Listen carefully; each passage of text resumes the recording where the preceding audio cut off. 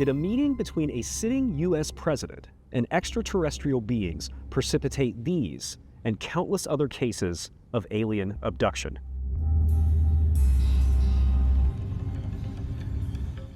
My name is Aaron Deese, and joining me are Heather Mosier, Ron Murphy, Katie Page, Micah Hanks, and Mark Matsky. Welcome to UFOs Revisited.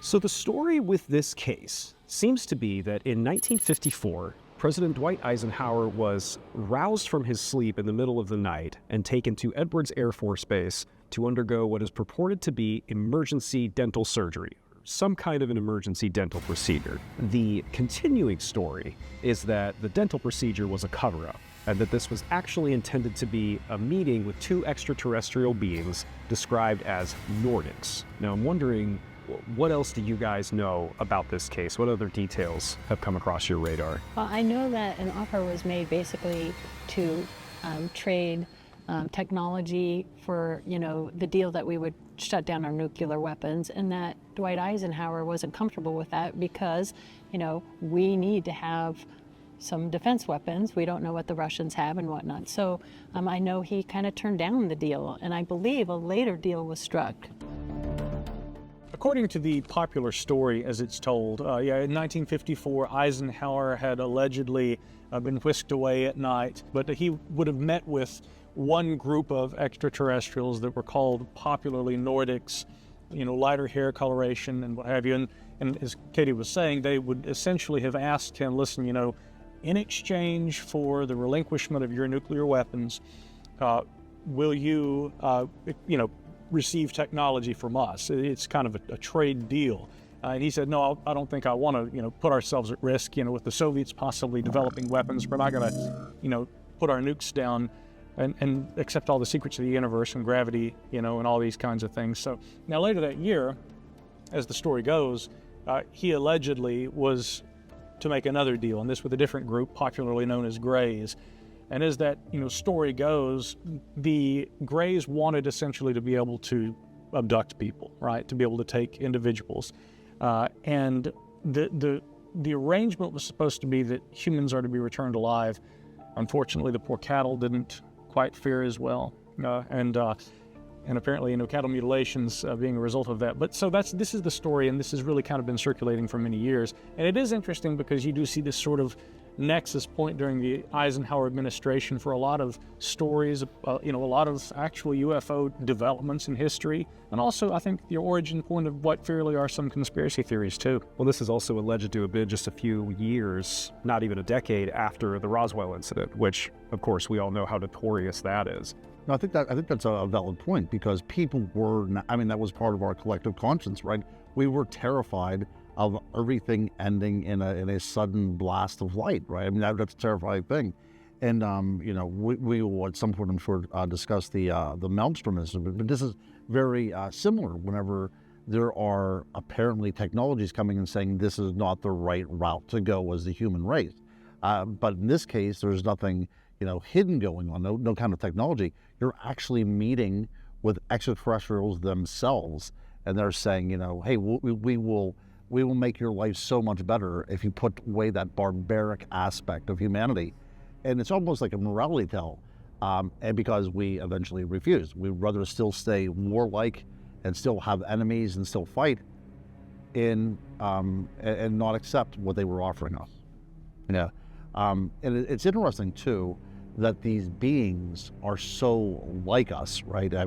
Almost like the perfection of human beings, and you would think of convergent evolution on another star system, another planet.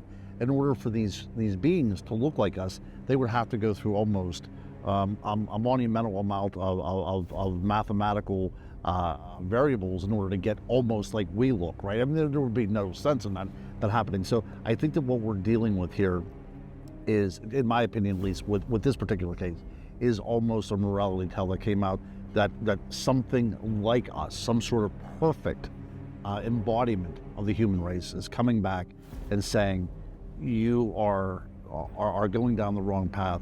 Let us give you everything that will make humanity better, and then we'll refuse it. Yeah, it's fascinating that Eisenhower's at the center of this story, just given his character and his life experience. You know, he had been that Allied commander in Europe, toured Auschwitz after the fact, and had seen the worst of what humans can do to one another, staunch, church-going Christian. And so he's placed in the middle of this. I mean, taking at face value, he has moments evidently to decide, do I accept this offer or not? And so you can imagine all those ideas swirling around in his mind, bringing his experience to bear, then having to decide, am I going to allow for disarmament? And then I'd also heard some sort of education program actually provided by the Nordics. And he had to decide yes or no in that moment. And he evidently decided, no, we can't. You know, thinking as a military man, tactically, I can't allow for that to happen. So even though they evidently showed their prowess in flight, you know, and that was something that impressed everyone who was there, he had to decline the offer, say no. Yeah, I think there's a pseudo-religious element to this as well, too, because C.S. Lewis said, you know, if you deal with an extraterrestrial race, they might not have witnessed the fall of man as you think about in so many religions, right? They might be living in some sort of state of grace, you know, that they've never had this natural sin. So Eisenhower is put in the case where he's almost in the Garden of Eden again, right? And they're handing him an apple, and he refuses the apple right this time, right? Because it was a knowledge of both good and evil, and the evil of mankind he accepted over that kind of more beneficial thing for the human race. And he had to make that decision quickly. Right. He was gone in the middle of the night, That's not right. only for a few hours. That's right. Yeah. So no pressure. So these aliens could be at once angels or demons. I think these are really interesting points, by the way, because, I mean, you know, this story, we've heard this for many years now, and it's not, by the way, the only case, but the morality story element of this is something I find particularly interesting for a couple of reasons. One, because, again, we do have, of course, the Allied commander, you know, World War II, literally a hero who do in part because of his success during the war and his popularity among the American people, no doubt that influenced his election. And we have, in addition to a wartime hero, we have at the very beginning of the Cold War, a period in U.S. history where, I mean, the fate of humanity, for all we knew, was hanging in the balance. So to place at his feet, you know, a decision like this, first, you know, will you put your weapons down in exchange for the fruit of knowledge? No, but we'll strike a deal with the devil on the other hand, you know, and I think that maybe there's more cultural commentary here. I'm probably giving away, I think my tell just was showing there. I have some personal doubts about the actual literal truth of the Eisenhower narrative, but I still think it's kind of significant to look at it in these terms. But there's another dimension to this too that you got to take into consideration when it comes to this story.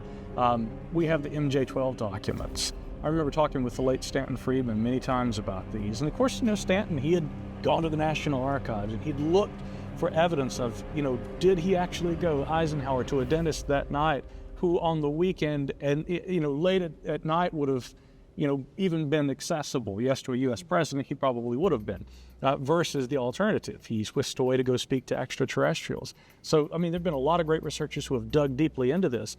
But when you look at the MJ-12 documents, there, of course, was a briefing document for the incoming president that, you know, already basically laid out on the table. Here are the things that we know about the phenomenon. Here is the group of individuals who were tasked with studying this. Truman knew about this, right? So in the broader mythos of like presidential involvement in all of this and the UFO mystery going back to its early origins during the Cold War, I find these stories incredible. And I think that there's also a deeper thing that kind of reflects how we as humans felt at that time, how we were trying to relate to societal issues, all of it.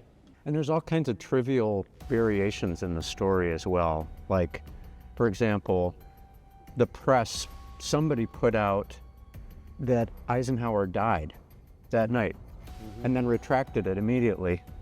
No explanation given, just to be like on top of whatever scoop they thought, because evidently something strange was happening with his health and his location at that given moment.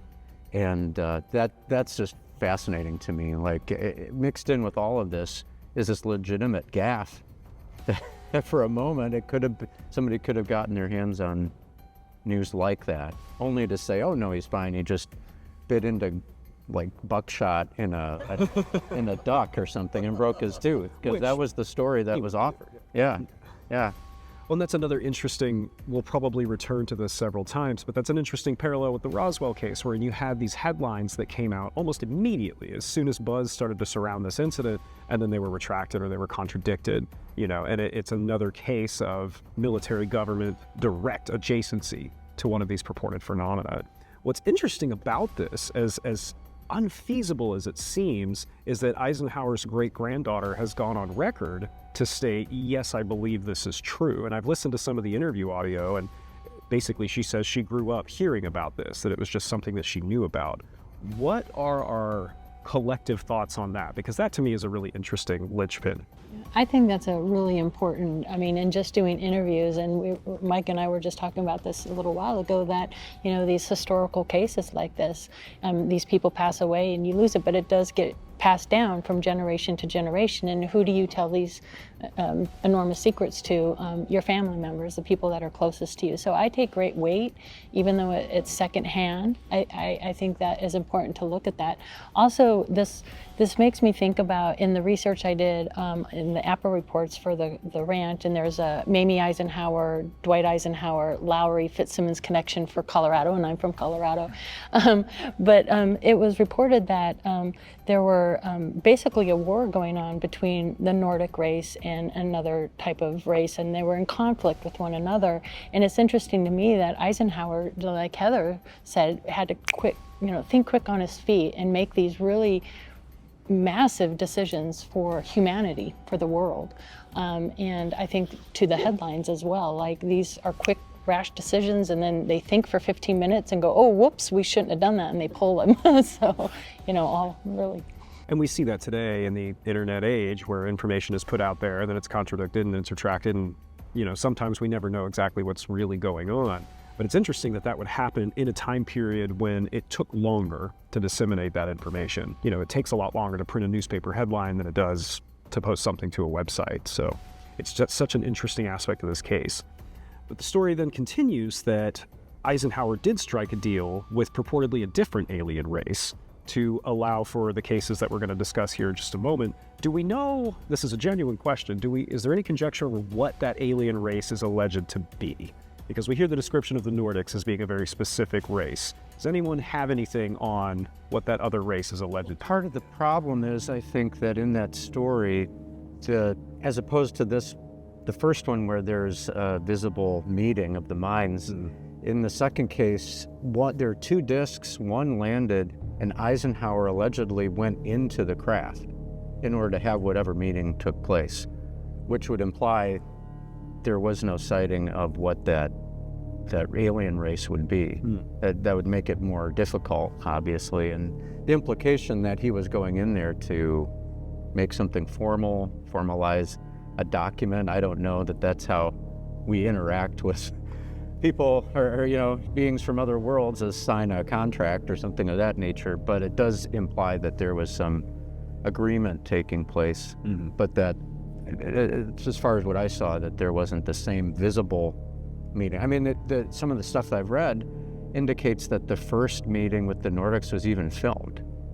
Like there was enough of a setup that there was video footage, both black and white and color, that was taken of that. And I think that feeds into then the more sinister elements of whatever that agreement was, having to do with abductions and so forth. From a historical standpoint, I can see that this would be something that would be covered up in a way, as a leader, not wanting to give away your tells necessarily. Like Mike had said earlier, you don't want to have everything out there for the enemy to know, for other rulers to know. So I can see something this important being covered up, as far as that goes. We also know that he disappeared, right? Like there's no way getting around that. When you have these headlines that came out that say that he passed away, clearly the president disappeared long enough that somebody could run a headline that would be a feasible thought. So something happened. Yeah, and evidently the White House even put on like a party for the media, for them to come to, so that Eisenhower could be spirited away. And they're all eating and drinking, having a good time. and he's having the meeting. I mean, they created that sort of diversion twice in both of these cases, which is just amazing. Just to follow up on something that you were discussing there, Aaron, the idea that if it were a construction, I always try to play every possibility and always stay agnostic. I'm open to whatever the ultimate conclusion may turn out to be. But in this case, one possibility that should be explored is, could this story be part of a broader narrative? And if so, what would that be and why would that be? Now, I think UFO researchers have a bit of a reputation for being conspiratorially minded, and being paranoid, but there's good reason for that. I mean, there are very good reasons why people end up not trusting everything that they are told and what the government conveys to them, especially about this topic. I'm sure in some of our conversations we'll get into some of that. But with regard to this case, one interpretation, we talk about filmed landings, for instance. There's this very, very interesting story involving a filmmaker, Robert Emenegger, back in the early 1970s. He was going to be producing a documentary film. He did. It was called UFOs Past, Present, and Future. And there was a short book that he wrote of the same name. Really should be required reading in the history of this topic.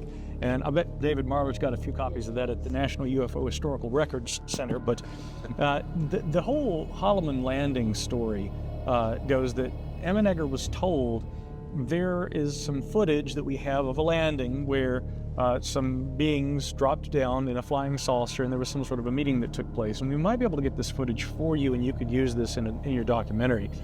The documentary goes into production. And then, as Emenegger tells it, sometime later in the production phase, he's kind of told, well, listen, we tried to get the footage for you. We couldn't get it. But here's what you might do. You might say that, what if this one day happened, or it might have already happened? And so they produced a series of color drawings that depict these beings. They had large noses, kind of grayish skin, almost Egyptian-style headdresses and things. And it's portrayed in the film toward the end as a what-if scenario. It's also described in the book. A lot of people have looked at that and said, well, could this have been, and I think to borrow Jacques Vallée's term for it, the dangling carrot? It was intentionally planted, this idea that a video existed or a film in that era, but that the film was never provided so as to encourage the filmmakers to drive a certain narrative.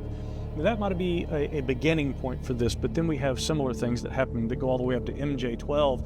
And I'm very interested in the timeline of stories that draw back to, for instance, the 1950s U.S. presidents like Eisenhower, alleged meetings with extraterrestrials, stories of footage maybe that was obtained of some of these incidents, but which never surfaces. But there's enough information that's peppered into the narrative over the years to keep people kind of chasing the proverbial white rabbit. I mean, I'd like to know everybody else's thoughts about that potential. Could there be a disinformation effort here too? Yeah, I think that's exactly what's going on. The idea that there's enough factual evidence there, right? So we know this is fact and this is fact, but then that doesn't necessarily mean he met with aliens, right? That's the whole point. But I think that we're looking at, again, this is during the Cold War. We're just, less than 20 years away from the Kennedy assassination and everything that happened with that, the idea of misinformation there. So the idea of covering things up on so many different levels this is indicative of this time period. So I think I'm going to have to agree with you on that as well, too. I think that there is misinformation going on here, deliberate to cloud whatever is actually going on. Yeah, it makes sense. So there seems to be, through the history and the research, that there's certain presidents that were in the know, and during that time, Nixon, Eisenhower, the time of all that, it makes perfect sense that these stories would be created because everybody is on high hyper alert during these years. Right, there's the Red Scare, right? It's the outsider that's going to be coming in and taking over, right? If we're not careful, if we're not vigilant. And now we are to believe that the ultimate outsider, something from not within our universe or not within our solar system, is coming here and meeting with the president and then, offering him a whole bunch of good stuff, and he refuses, and then instead makes it another deal for abductions. So. And this is an age of innocence too, still, because the story, whatever else you pepper in, you have an absolutely trustworthy president at the center of it. So the United States is still looking at this as someone who is worthy of our admiration and respect. And if his name is attached to this, then there has to be some veracity. And that helps get those stories across. If they are disinformation, you have to have some sort of anchor of validity to it. And Ike would have been the ultimate anchor, right? I mean, if he was part of that, then there has to be some weight to this. Has to be true. Yeah.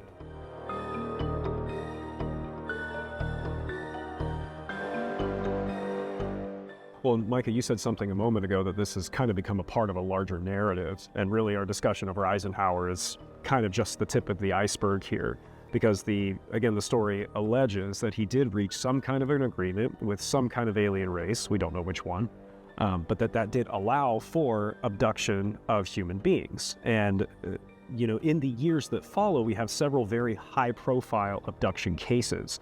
I will admit from the outset that historically, I've been extremely skeptical of abduction phenomena for reasons which are myriad and which I'm sure we can discuss. But going into this, it almost seems to have set a stage for all of these other cases. So, we can start item one, perhaps one of the most notorious, the Travis Walton case.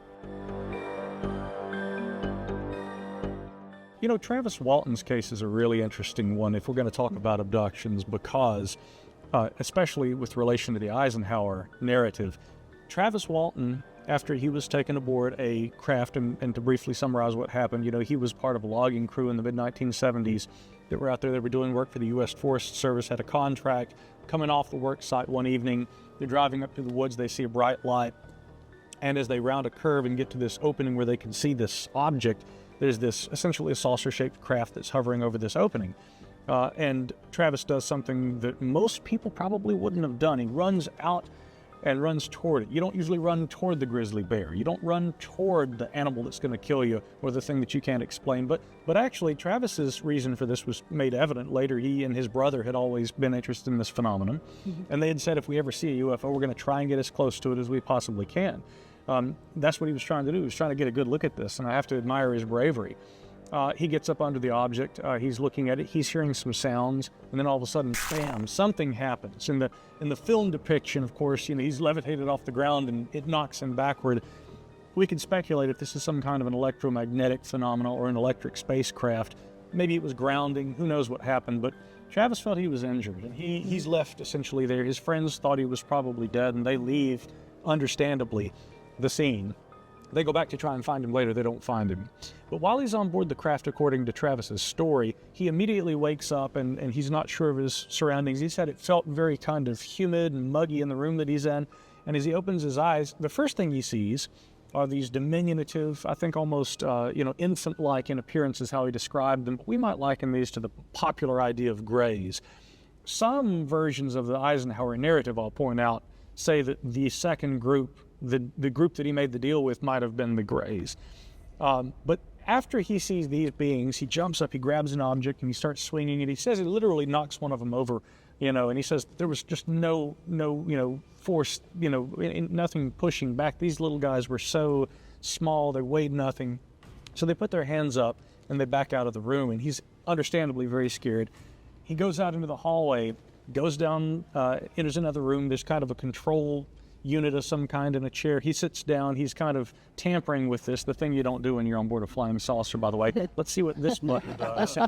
Admittedly, I'm pretty curious too. I probably would also. But after he's there doing this, he says another individual appears in the doorway behind him. This person looks essentially, as he described it, the epitome of their gender. These were human-like, maybe lighter hair, lighter colored eyes, but this person leads him off the craft, has a sort of a helmet of some kind, almost like a kind of glass casing on, and this person leads him off the craft. From that point on, I think all he described seeing are these beings, but again, with those descriptions that we see, the lighter colored hair, epitome of their gender, it's very much almost the archetypal kind of Nordic. So we have the very two kinds of archetypes of ETs that we see from the Eisenhower narrative in Travis Walton's case. Now, let me just say, I've met Travis many times myself. I've spoken to him about his case. I actually find Travis to be incredibly credible. And as a benchmark for people who say they've been on board a flying saucer, I think his case is probably bar none the most important.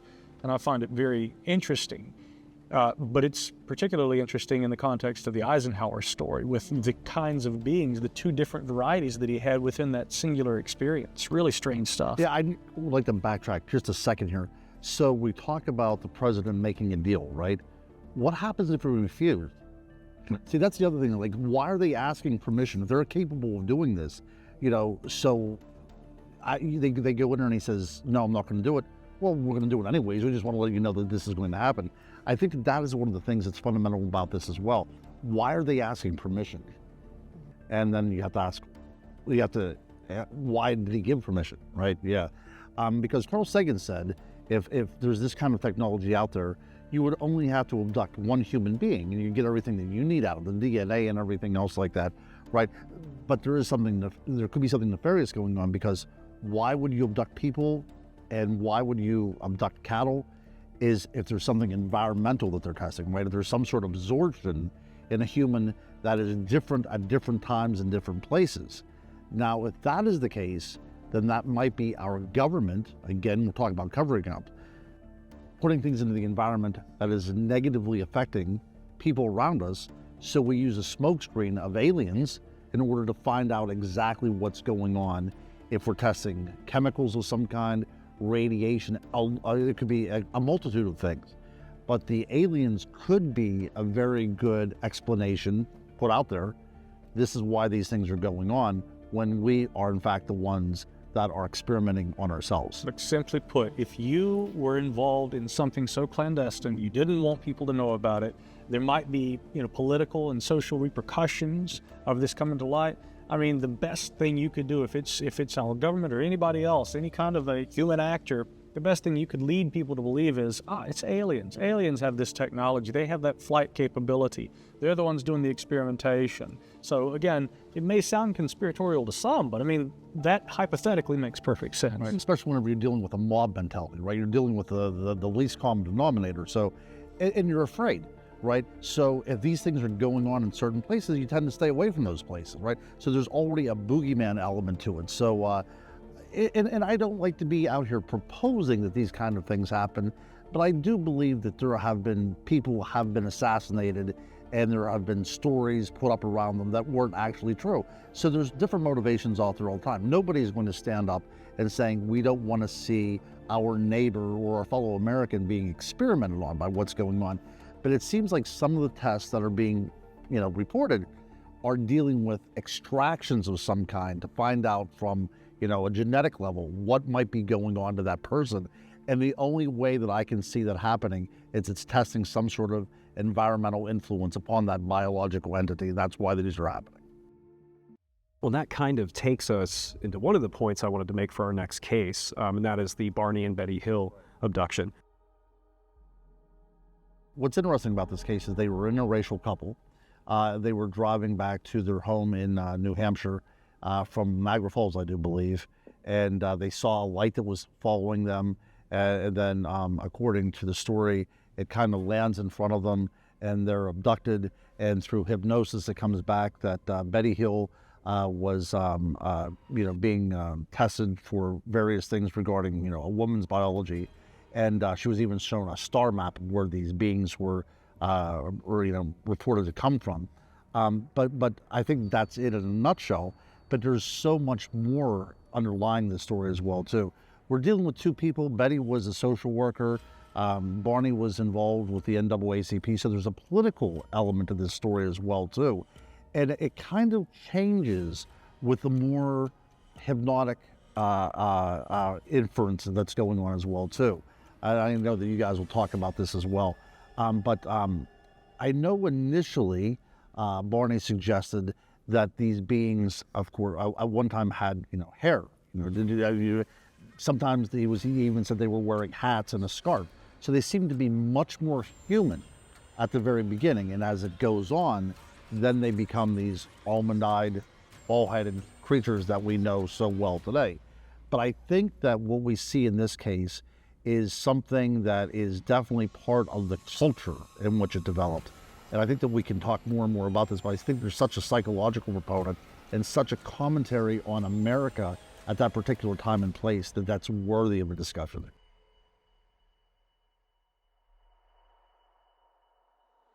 Yeah, you said something very important, and that's that, this was an interracial couple in the 60s. This was 2 years before Martin Luther King's March on Washington.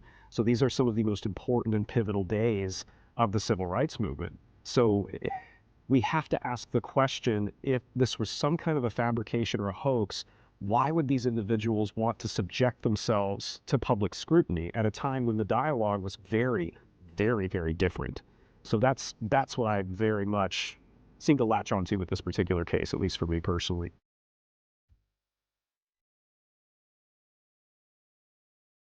Well, there's one side that I can see of it. What happened if this was a very human experience that they encountered, that they kind of was so traumatic that they kind of masked it as something else? I mean, that is one thing that you can say from that point of view, you know. But I don't see them having any motive of making it up. Something happened. It was either very, very human or extraterrestrial. There's really little that goes in between that. And there was some evidence too on Betty's dress. There was some substance on that dress, and the map, the Zeta Reticuli map as well. So we have some tangible things to look at. An interesting point too about the Betty and Barney Hill case to me is there's a lot of emphasis placed on the hypnosis sessions that Dr. Benjamin Simon did. The star map, of course, is very intriguing, and Marjorie Fish, I believe, first proposed that. And some have also said, well, maybe, you know, the star map was incorrect. There've been a lot of, you know, back and forth about that. But if you go all the way back to the early instances where it's first reported to the Air Force, I believe it had been Betty who had made the first reports. Barney was pretty, you know, he didn't really want to associate with this. I think, frankly, it kind of scared him. Betty, of course, made the report to the Air Force. She didn't report one key aspect I'll come back to in just a moment. But she continued to have these dreams. She kept a journal. She wrote very copious, notes and detailed descriptions of what the beings looked like that she had experienced. It was really interesting. But at one point, between the reporting to the Air Force, Peace Air Force Base, and well before they ever went and spoke to Benjamin Simon and underwent the hypnosis, Barney did speak with Walter Webb, a NICAP investigator at that time, National Investigations Committee on Aerial Phenomena.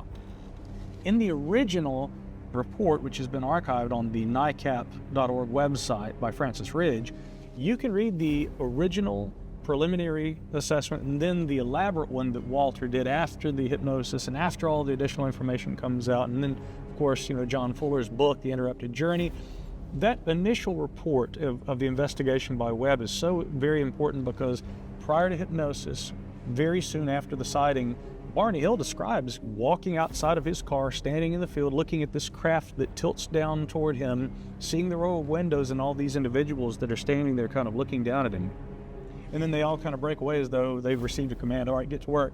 And there's one that is kind of working like a little lever, and it turns around and he says that he sees almost a smile on its face as it pulls a lever. Later under hypnosis, he described that as resembling, quote, a red-headed Irishman, right? That had been what you're talking about. But Barney described, and this in his memory, not under hypnosis, seeing these individuals, observing the craft very clearly. And later, of course, he, under hypnosis, and this very famously after the tapes are released, he's terrified by what he perceives as the leader, who is wearing, like you said, a hat, almost kind of like a black leather kind of a jacket, maybe a scarf. And he says that the leader's just standing there and continues to watch him while everyone else goes to work. That aspect of the case is often just kind of left out of the entire narrative, that prior to hypnosis, soon after the encounter, and in an official NICAP report, Barney gave a waking memory description of what he recalled having seen. Now, that's not to say, of course, that they remembered the full abduction, coming home that night. They do recall driving home, hearing a strange beat, and Betty even said that Barney said just inexplicably, "Oh, not again." Not again what? They didn't know. They didn't recall that portion of the narrative. So one of the most interesting things about that case to me was the early report that NICAP did and Barney and Betty's initial memories. The rest comes out after the fact, and of course seems to fill in possibly some details, or some have said, was that all just a reconstruction based on a really, really scary incident, something that they saw and they couldn't explain? I find it very hard to believe that they didn't see something that by our standards we call anomalous. Yeah, I think, though, the idea that keeps on coming to mind is an interracial couple in rural North New England, not quite as progressive as it is now, and, two pickup trucks pulling up and blocking them. These are the kind of things that I think of because, you don't want to immediately say that there's, an extraterrestrial involvement here, but I think that something happened that was so traumatic that this is the only way that they could process it. In psychology, there's a technique that's used It's not completely accepted, but it's eye movement, desensitization, and reprocessing, right? And it's basically a form of hypnosis. Sometimes lights used, sometimes somebody talking, finger movements. It's the idea of causing the eyes to move. And in this process, past traumas come at you, sometimes through dreams, but it's your body's way of reprocessing them and dealing with these traumas.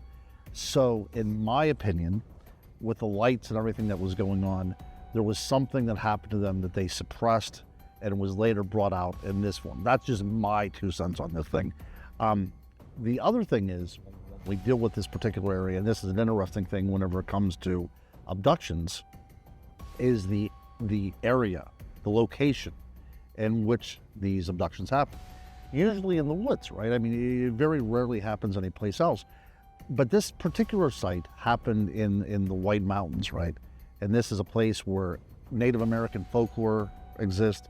The idea of seeing earth lights is there as well too. This is a haunted area. So are we talking about something extraterrestrial that's doing the abductions, or could we be talking about something that has a more earthly base, like an ultra-terrestrial, right? Something from this earth itself that we simply do not understand, yet we're processing it as something that's extraterrestrial because that's a cultural identity that we have. We're a science-based culture. I will put that out there for debate, but that's something that I find as very curious as a connecting the dots and all these things. So, to what you're saying there, Ron, the whole idea that some abductions might be explained through the way people respond to trauma, I don't think that argument is without merit. I mean, it really shouldn't be discussed in the context more broadly of abductions, because I know personally of people who perceived circumstances that are perfect and perfectly in line with what we would recognize as an alien abduction. But they even, in these cases where I personally spoke to these witnesses, they knew that it was a situation. In one case, a witness, we might say, was being airlifted from a car wreck, and she was being cared for by doctors, but she said under the circumstances of shock that she was experiencing, she perceived this as being an abduction and that there were aliens around her. Now, did that happen to Betty and Barney? I don't know. I think that it's worth putting that idea on the table if we're going to examine every aspect of this. And as compelled as I am by the early report by NICAP, like I mentioned, that's one data point, but you also can't deny that there are probably some other people who have experienced what they interpret as an abduction, and there may be more prosaic conditions that led to them in some instances.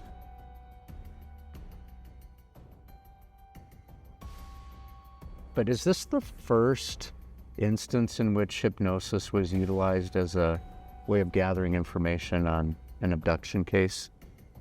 Close, I mean, obviously it's close to the first, but is it the first sort of documented instance in which people shared an experience and then hypnosis was really one of the key methods of extracting information? There were some earlier cases. We might look, for instance, back to the late 1950s with Jerry Irwin, and that story of a gentleman who had something strange happen. I mean, it seemed to, tick a lot of the check boxes, for a abduction type scenario. And he was administered sodium amytal by the U.S. Air Force. Now, whether you would consider that a hypnosis or not, it was more like an interrogation under the influence. And they probably weren't hoping to find out whether he was abducted by aliens. They were going to find out, were you telling us a lie about why you weren't back on base at the time because he was with the U.S. Air Force. But that one, of course, predated Betty and Barney by a few years. As far as their case, not only being higher profile, it seems to be the first popular instance of hypnosis used to help people allegedly recover memories about their experience. We will return to the question of hypnosis very shortly, because it also connects to the third abduction case that I wanted to profile, and that is Mr. Whitley Strieber. And this case is alleged to have taken place in December of 1985. So we're talking about going from Barney and Betty Hill in the 60s. We're jumping forward almost 25 years. But Mr. Strieber's story is that when he was 40 years old, he awoke as he was being carried out of a cabin. He found himself surrounded by several different alien beings, which is one of the things about his case that I find really compelling. And of course, Mr. Strieber went on to write several books, and he's now one of those names that is really very, very much cemented when we talk about discussions of abduction phenomena. You kind of can't without his name coming up.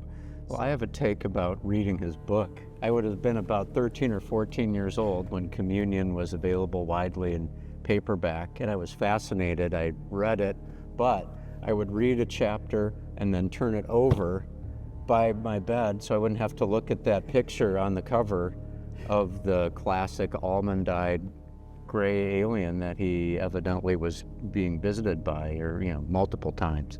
And I just I don't know, that still is a strong impression that I have, is how fascinating but unnerving at the same time, because that was probably my introduction to the abduction phenomena in a very detailed way. And as I was reading it then, my conclusion was just, if it's that detailed and he's going into to this degree, then it had to have happened.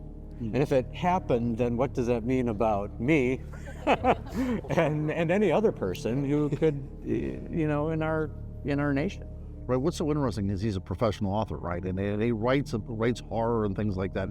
So again, but does that necessarily mean he's saying everything what happened, or is he adding a little bit of spice to it as well too? Right. It's tough because we have to ask about motivations. Anytime someone is making any kind of anomalous report, I'm sure all of us, just from our experience in this field, okay, what is this person's motivation, is one of the things we ask ourselves. And Mr. Strieber presents an interesting contrast to the Hill abduction, because we talked about why their motivations to go public might not be obvious, versus we do have a financial incentive over here. And I should state, I don't feel that invalidates his story, but you do make a very, very good point. Because he did make a lot of money off it. And there was sequels to the books, and there was a movie starring Christopher Walken. So, I mean, it wasn't without its financial benefits.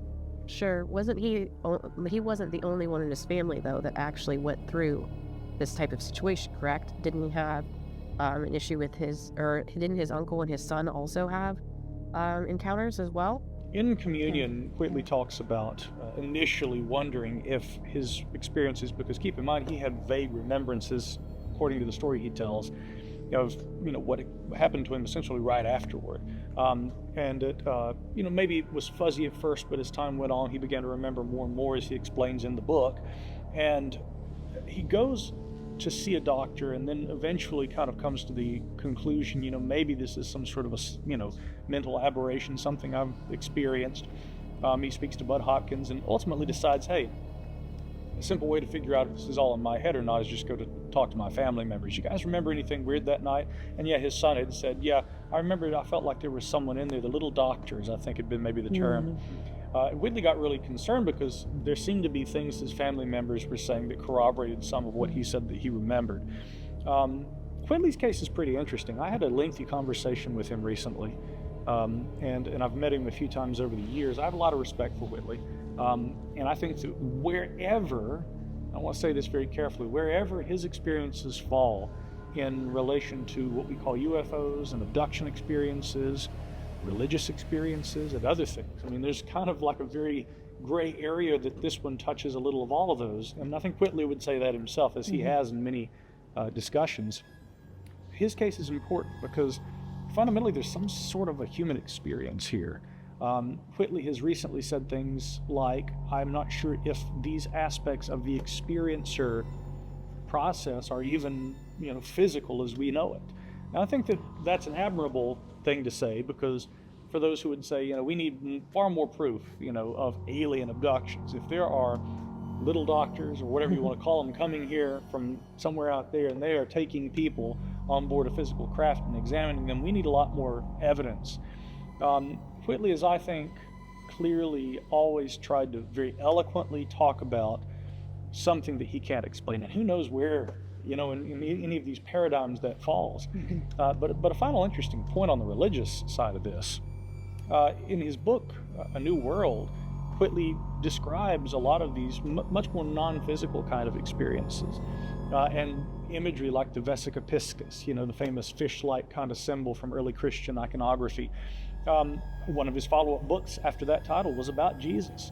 And again, I think that it's fascinating that there is this sort of overlap between the experiencer phenomenon, whatever dimension of our reality or anything else that seems to occupy, and the traditional religious experience. And there are plenty of other UFO cases where, like Cash Landrum, Vicki Landrum's looking at the object and she says, "Don't be afraid, it's Jesus, he won't hurt us." You know, you can't deny that spirituality element, and that's even present in cases like high-profile alleged abductions as described in Communion. But then you come back to the family members. Yeah. Are they having a shared religious experience? What's going on there? So it's a really interesting question Heather asks. Right. Whitley Strieber, if nothing else, he was so important just for people to talk about and open up. And that book cover struck a chord with so many people. And the late, great Dr. Leo Sprinkle, who is out of Laramie, Wyoming, a psychologist, he wrote an excellent book called Soul Samples. And he took a lot of abductions, and he was, his specialty was hypnosis.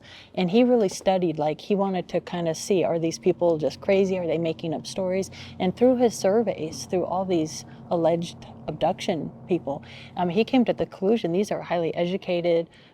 They have no motivation to make these things up. A lot of the commonalities that come together in these abduction cases, and he was a real pioneer in the field of hypnosis and the abduction phenomenon. And now with ERT through MUFON, which is the Mutual UFO Network that Kathleen Martin headed up, the niece of Betty and Barney Hill, they have continued this work, and they're looking at commonalities between abduction victims and that, and if they run in families. And also, you have to remember a lot of these abduction phenomena, we are looking through it with a personal lens. And how much of this do we manifest ourselves, and the different types of craft, the different types of beings, and trauma and all that, all very important questions. When you mentioned hypnosis, which is possibly one of the most important aspects of this conversation, very often in these cases, more details come to light after the experiencer is subjected to some kind of regressive hypnosis.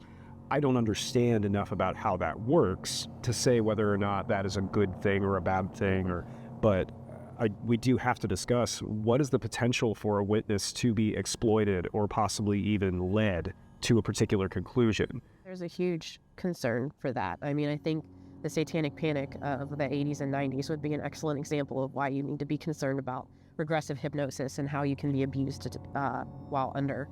But obviously, if you have somebody who has dedicated their life to it and they're seeing repetitions between people when they're doing this for a decent cause and not some other ulterior motive, then that is something to be considered as well. Like, I highly doubt that Leo Sprinkle had other motives other than trying to figure this out.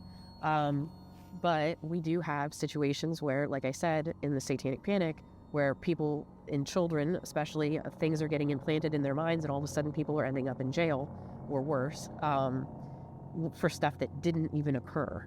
And it makes you wonder, especially whenever they're under and more things come to light. Are they actually remembering these things? Or, like Ron said, is it so the way that their body is manifesting some sort of situation that occurred? Did it really occur that way? Or is this just the way our thoughts are putting things together to make sense? I don't know, but it is something to be concerned about. Obviously, if you have the wrong person doing it, then you can be abused for sure. I mean, at a very basic level, the question is, and the question of the hour is, what's being recalled in hypnosis? Yeah. And that has ramifications all the way around. I mean, if it's the objective truth of what happened to me is buried in my subconscious and hypnosis can bring that to light, then that there's a lot of things to deal with there.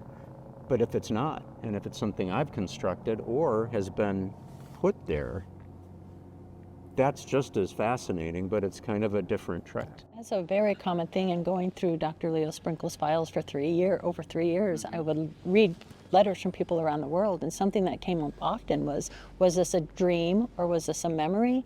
And I mean, memory just in a, I don't remember being 3, 4, 5 years old, so it's tricky anyway, and our memories come through photographs and other people retelling us memories. So it's a great question and very important that we take those hypnotic sessions and look at it not as fact, but as just part of the picture altogether. There's another element too, because Carl Jung suggested there could be something called a genetic memory as well too, so it might not even be our memories, which can go back to understanding also that has this always been going on in humanity, and we're simply recalling that this is part of who we are, that's in our DNA. Yeah, and on Jung, very interesting little tie-in there also. Jung, in some of his essays on phenomenology, even discussed some of his patients saying they'd wake up in the middle of the night and there would be grotesque goblins or kobolds, as he termed them, standing at the foot of the bed. So that's the other area that I want to get into, because I'm fascinated by the idea of fairy lore, okay? And the reason why I said that it takes place in environments, okay, out in the woods, okay? And Whitley Strieber even said, these beings smelled of cinnamon, right? He did, and the craft itself had a earthy smell, right? So whenever you think about this, again, we are talking about people who are products of our time. So if Whitley Strieber 300 years ago had this experience, would he have said he was alien abducted, or was he fairy abducted, right? Because that's the thing that you have to come into play with. And we kind of rule out fairies because that's something very, that's part of our superstition. But they are going into elements where that is commonplace. In 1692, Robert Kirk, who was this minister in Scotland, he talked about this commonwealth of elves and fairies, and he eventually, according to some accounts, he vanished, or as if he was abducted, But he said, getting back to the idea of religiosity in it as well too, that they were part of God's plan. They're part of the God's makeup as well too, right? So he at first encountered these beings by taking a walk one night, and he saw this light opening up at the side of the hill. So, of course, if we were so inclined in our culture, we would think, well, that's an alien abduction story. But he goes in, and one of the beings is very Nordic-like, something that Eisenhower would have probably have been introduced to.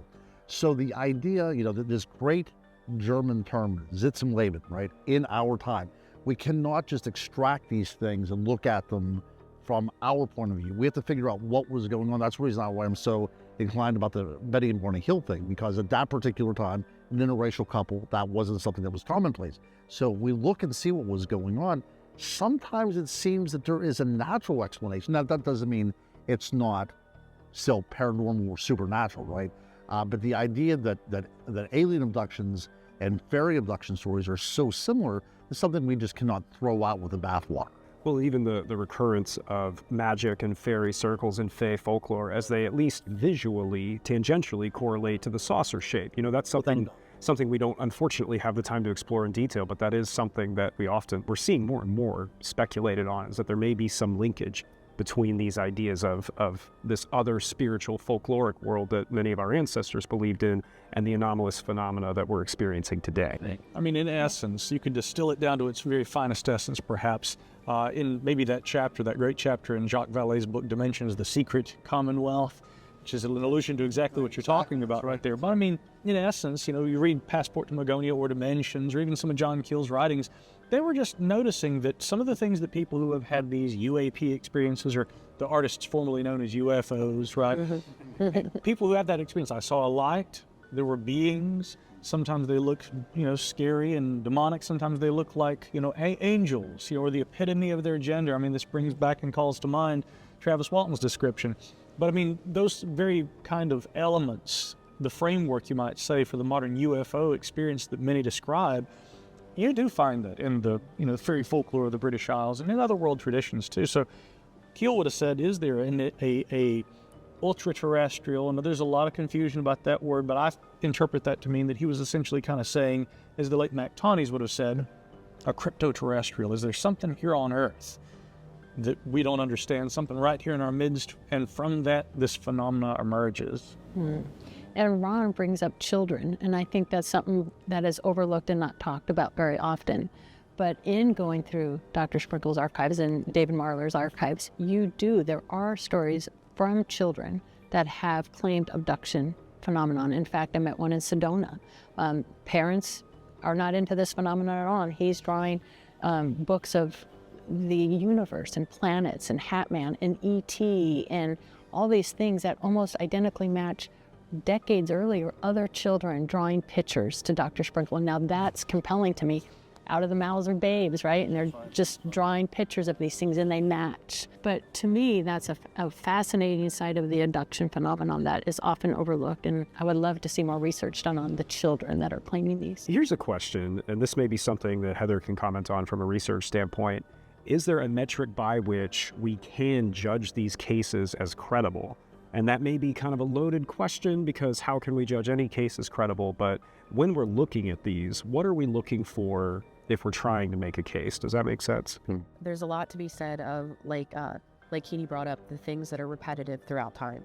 So to me, that there's the things that stick out in people's minds might be the outlandish things, but whenever you have the benchmarks that everybody seems to hit, that I think would be where you would have a little more credibility with something occurring, especially if it's decades in between, or you have a 6-year-old who's now drawing something from 20 or 30 years before. There's no way that they would know.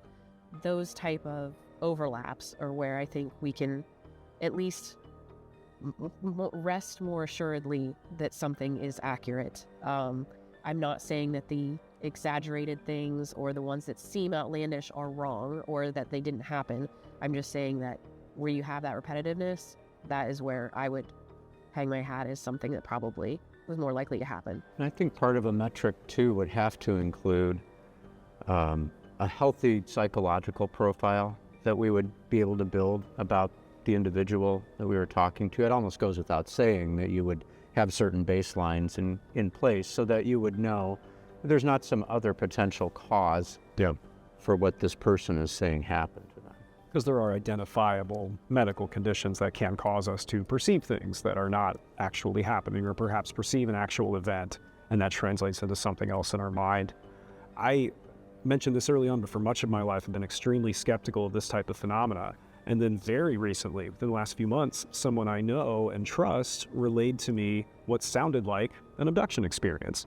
So perhaps this is the closing thought, but this may hit closer to home than some of us realize. This is not something that only happens in these high-profile cases. There are ordinary, everyday people who don't ever go public with their stories, who have had these experiences. And I think that's very important to bear in mind. And I think that the more we examine these experiences like individuals, it becomes not so much an experience, but a revelation of not only our place in the universe, but how everything interacts with us as well, too. And like Micah said, I mean, for me, the abduction experience was a hard pill to swallow as well. And Dr. Leo Sprinkle actually put me under for the ranch phenomenon. So that was just a really unique experience to go through.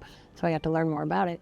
But for me, it came down to logic. Like, if we believe that UFOs, UAPs have made it to planet Earth, like Micah said, wouldn't we, if we did that, we would take whatever species is there, study it, examine it, tranquilize it. So if you believe that UAPs have made it to Earth, then it would just seem logical that yes, they would take some of us.